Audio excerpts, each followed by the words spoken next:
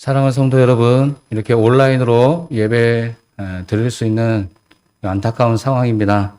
화면을 통해서 예배 드리시겠지만 신령과 진정한 마음으로 예배 드릴 수 있게 되기를 바랍니다. 오늘 각 가정에서 유튜브를 통해서 아니면 기독교 TV를 통해서 예배 드리는 모든 성도님들 위해 오늘 이 전해지는 메시지가 큰 위로와 희망이 되는 메시지가 될 수 있게 되기를 소망합니다. 오늘 예배는 찬송과 교동문 등은 생략을 하고 저 혼자서 이렇게 진행을 하겠습니다. 그래서 우리 사도신경 신앙 고백과 말씀 봉독, 설교, 간략한 광고, 그리고 축도로 예배를 진행하도록 하겠습니다. 이제 제가 잠깐 기도함으로 오늘 예배 시작하도록 하겠습니다. 오늘도 우리와 함께 하시는 임마누엘의 하나님, 주의 백성들이 정성을 다하여 올려드리는 경배를 받아 주옵소서. 하나님께서 친히 함께 하시는 거룩한 예배가 되기를 원합니다. 간절히 비옵기는 코로나19 팬데믹으로 인해 성전이 아닌 온라인으로 예배를 드리는 성도님들 한 분 한 분에게 찾아가 주셔서 위로해 주시고 하나님을 사모하는 그 마음을 받아 주옵소서. 속히 코로나의 지역 확산을 막아주시고 한 마음이 되어 잘 극복해 나갈 수 있는 지혜를 주옵소서. 특별히 연로하신 성도님을 긍휼히 여겨주셔서 사회적 거리두기가 마음의 거리두기가 되지 않게 하셔서 이러한 위기일수록 서로의 마음을 나눌 수 있는 지혜를 주시옵소서. 오늘의 이 짧은 시간이 은혜를 사모하는 성도들에게 생명의 단비가 되게 하옵소서. 우리를 구원하러 인간의 몸을 입고 이 땅에 오신 예수 그리스도의 이름으로 기원하옵나이다. 아멘. 이 시간 있는 자리에서 사도신경으로 우리 신앙을 고백하도록 하겠습니다. 나는 전능하신 아버지 하나님, 천지의 창조주를 믿습니다. 나는 그의 유일하신 아들, 우리 주 예수 그리스도를 믿습니다. 그는 성령으로 잉태되어 동정녀 마리아에게서 나시고 본디오 빌라도에게 고난을 받아 십자가에 못 박혀 죽으시고 장사된 지 사흘 만에 죽은 자 가운데서 다시 살아나셨으며 하늘에 오르시어 전능하신 아버지 하나님 우편에 앉아 계시다가 거기로부터 살아있는 자와 죽은 자를 심판하러 오십니다. 나는 성령을 믿으며 거룩한 공교회와 성도의 교제와 죄를 용서받는 것과 몸의 부활과 영생을 믿습니다. 아멘. 오늘 우리에게 주시는 하나님의 말씀은 구약성경 스바냐 3장 8절에서 17절까지에 있는 말씀입니다. 구약성경 스바냐 3장 8절에서 17절에 있는 말씀입니다. 온라인으로 예배 참여하시는 분들은 지금 화면에 성경 말씀이 띄워져 있을 것입니다. 그 말씀을 잘 보시면 되겠습니다. 스바냐 3장 8절에서 17절에 있는 말씀을 제가 봉독하도록 하겠습니다. 나 여호와가 말하노라. 그러므로 내가 일어나 벌할 날까지 너희는 나를 기다리라. 내가 뜻을 정하고 나의 분노와 모든 진노를 쏟으려고 여러 나라를 소집하며 왕국들을 모으리라. 온 땅이 나의 질투의 불에 소멸되리라.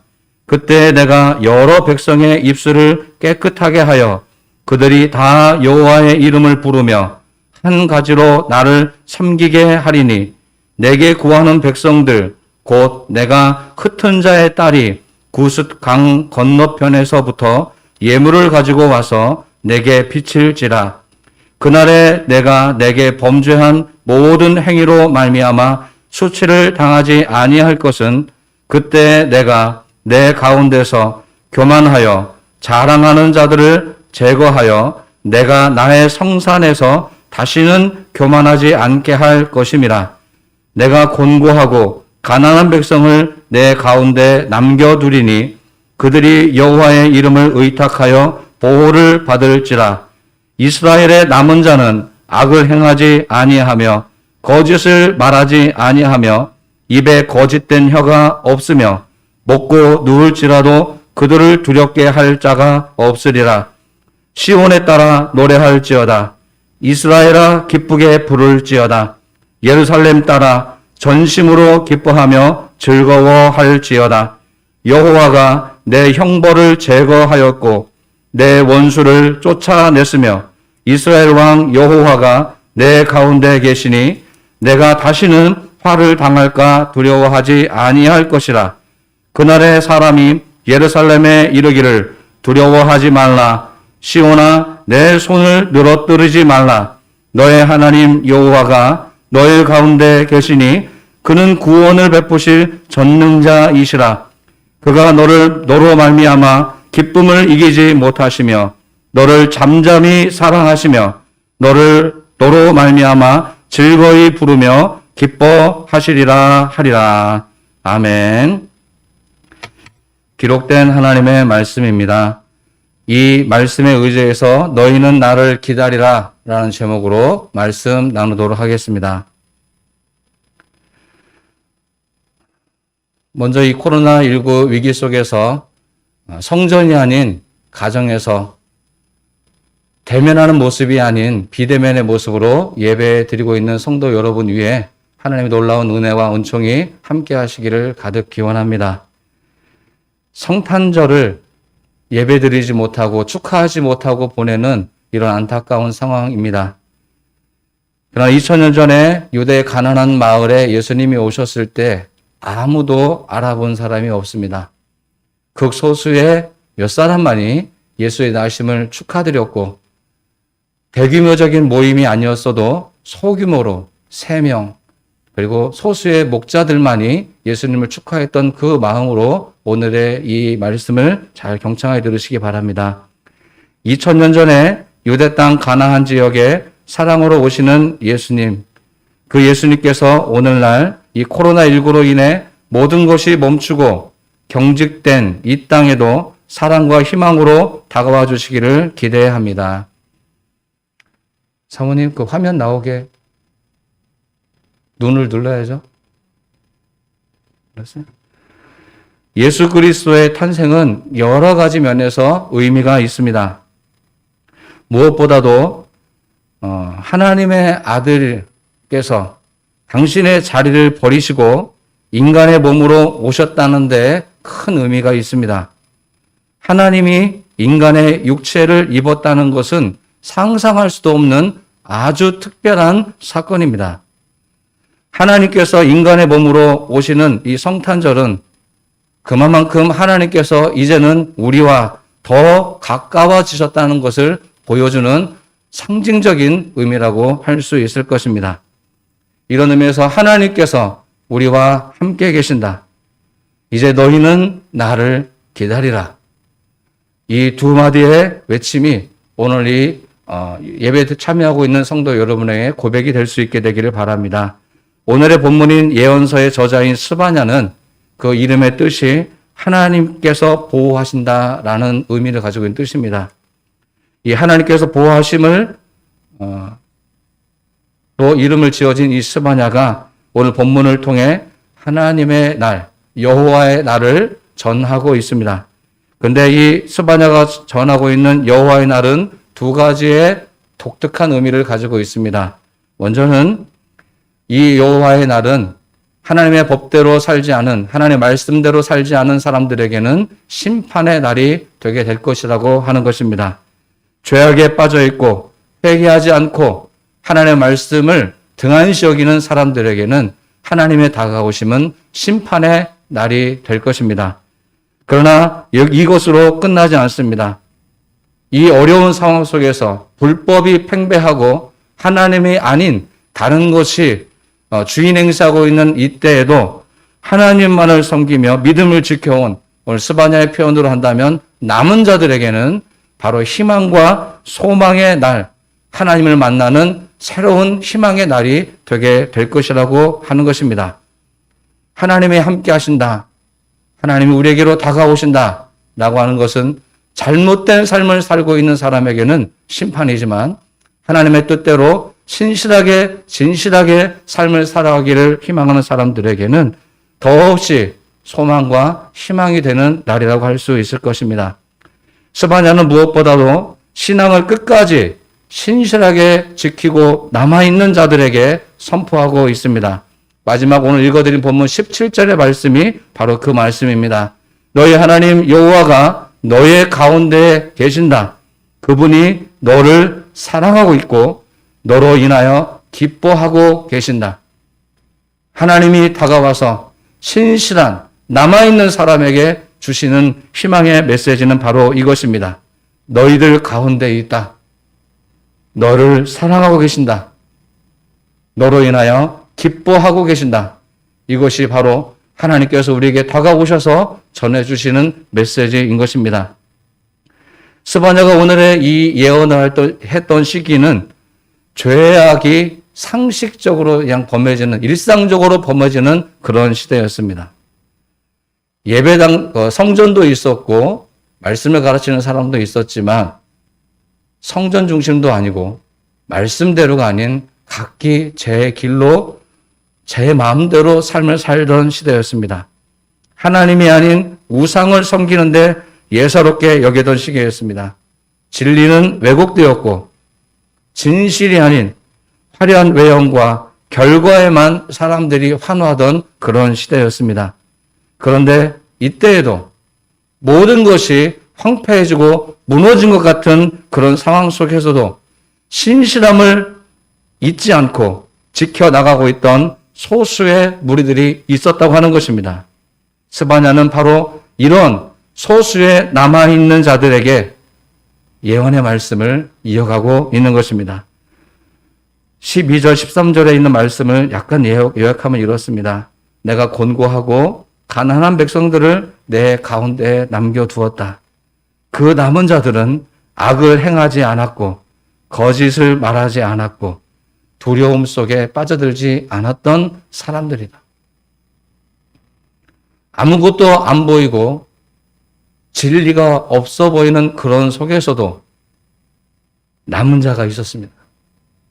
다른 사람들처럼 악을 행하는 것이 아니라 거짓을 말하는 것이 아니라 오히려 말씀대로 진실을 속에서 살아가는 남아있는 자가 있었다고 하는 것입니다.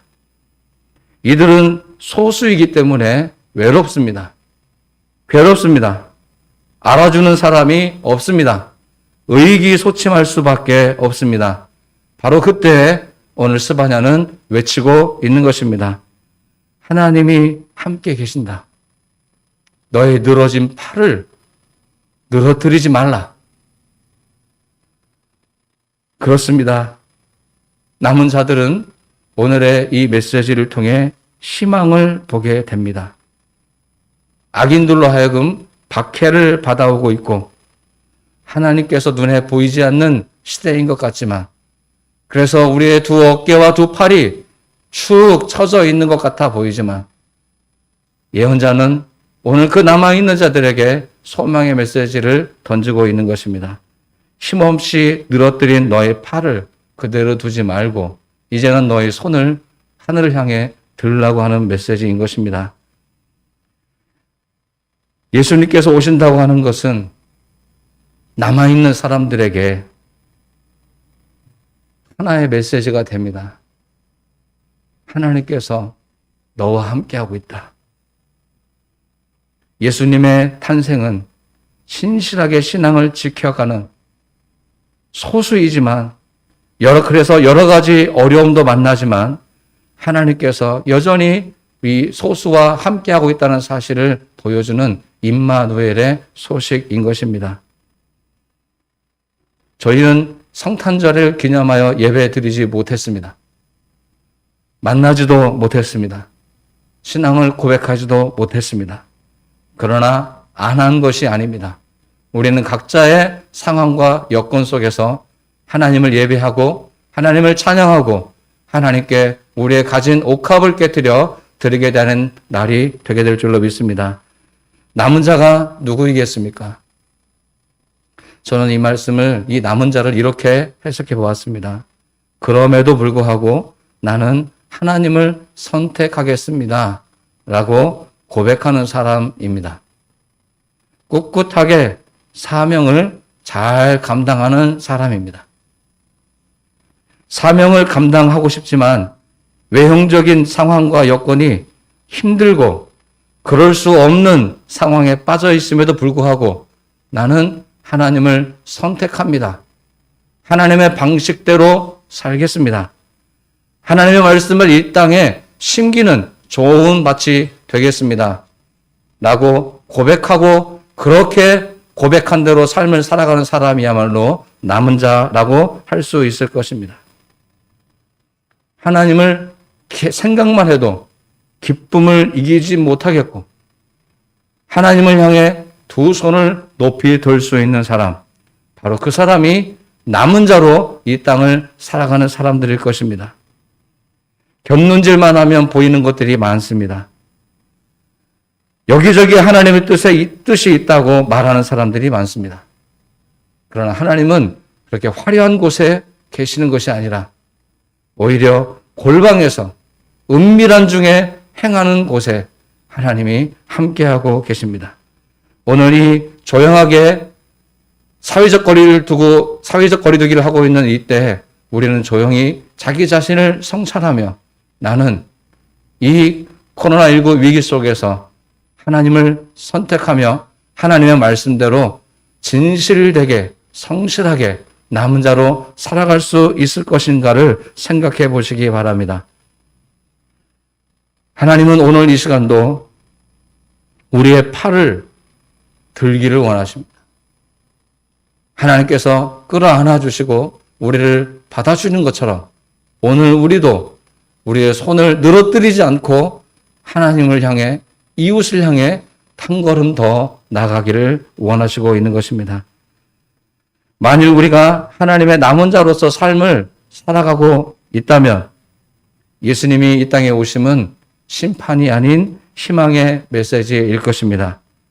2000년 전에 유대 땅에만 오셨던 예수님이 이제 2000년이 지난 이제는 주님의 이름으로 모여 예배하는 그곳이 어느 곳이든 그곳에 하나님이 함께해 주실 것입니다. 우리는 여전히 신앙을 지키며 살아간다고 했을 때 온갖 어려움을 만나게 됩니다. 요즘 현대사회에서 신앙인으로 살아간다는 것은 온갖 조롱과 눈총을 감내해 내야 하는 어려운 시기입니다.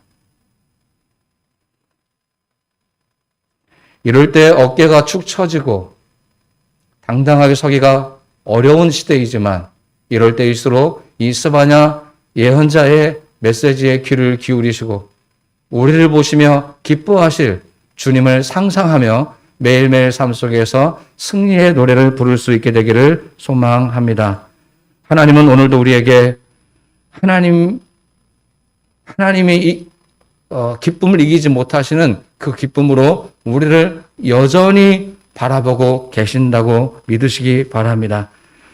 우리 앞으로 올해보다 내년이 더 어렵고 힘겨움을 예상할 수 있습니다. 그러함에도 불구하고 오늘 우리에게 마지막 한 가지 소망은 하나님께서 그럼에도 불구하고 우리와 함께 하신다고 하는 사실입니다. 이제 우리는 얼마 남지 않은 이 연말 그리고 새해를 얼마 앞두고 있는 이때 오늘 저와 여러분도 새롭게 고백해야 합니다. 그럼에도 불구하고 나도 하나님을 선택하겠습니다. 어떠한 시련이 와도 어떠한 환난이 온다 할지라도 하나님을 포기하지 않겠습니다. 이렇게 우리도 응답해야 할 것입니다. 예수님께서 이 땅에 오시면 우리에게 다시 한번 용기와 희망을 선물해 주십니다.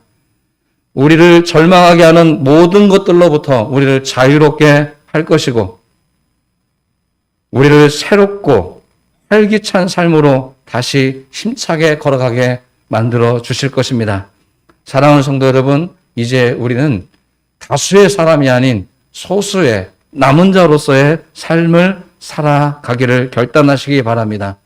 오늘 성탄 그리고 이 연말 또 신년을 맞이하며 우리 자신을 성찰해보며 나는 이 땅을 살아가는 동안 남은 자로서 하나님과 이웃을 기쁘게 하는 삶으로 살아갈 수 있기를 결단하는 저와 여러분이 될 수 있게 되기를 축원드립니다. 기도하겠습니다. 하나님, 바이러스가 창궐한 이 땅 위에 다시 오시옵소서.